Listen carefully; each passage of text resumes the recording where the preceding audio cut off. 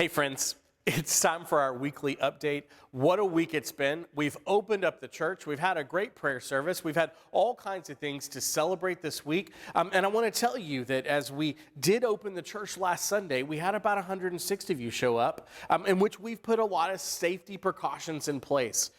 As you've seen this week, as the Brazos County numbers have spiked, I am so thankful that we continue to keep those safety precautions in place to help all of us to stay as safe as we can. As we come to church, we're coming to celebrate that with masks on, and we're still singing and we're still celebrating God.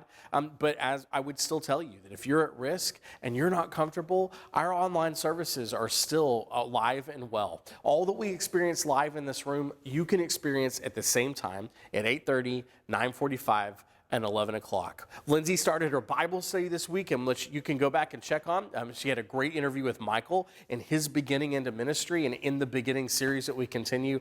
I can't tell you how thankful I am that even as things are different, we're still able together to celebrate the Word of God, to celebrate what it is to be community. So this week we'll be open again, and we continue to stay open with all those safety precautions in place here in the sanctuary and in the Great Hall for us to continue to worship together in a way that honors our neighbors and honors the people of our community as we try to do no harm, as John Wesley says.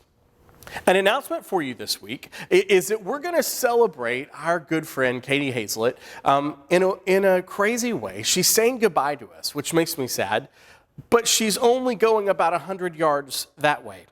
And we're going to still celebrate ministry with her and watch what God is going to do through her and the Haislet family as her family grows and as she sees all the ways that God is going to use her. We get to be a part of that and take that journey with her as we celebrate the connection that we've had with the Wesley Foundation for almost 100 years.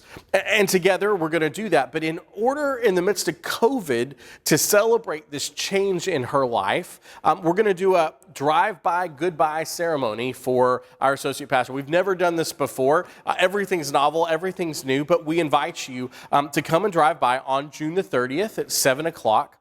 And we're going to say goodbye, and people from the Wesley Foundation will be there as well, and they're going to say hello. And we're going to just throw a huge party that celebrates this move for her as she continues to ask the question, God, what's next? And so I hope that you will be as excited as I am to come and tell her how much you've seen God work in her life and through her and the incredible impact that she's made on A&M United Methodist Church, and to still be in prayer for the impact that she'll continue to make as she continues to worship with us at times and celebrate God's great word that moves through this church.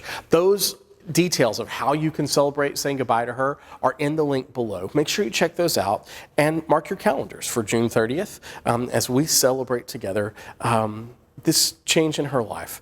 Friends, it's a great day for God to be present in our lives. I can't wait to see you Sunday as we continue our sermon series on In the Beginning. And as we begin all this together, we celebrate Father's Day and all of those men in our life, whether they're related to us or not, that celebrate these people that have loved us and shown us what faith looks like. I couldn't have made it in the beginning without my dad. We'll celebrate that with us and all of us together about whoever that was for you in your life as we worship together.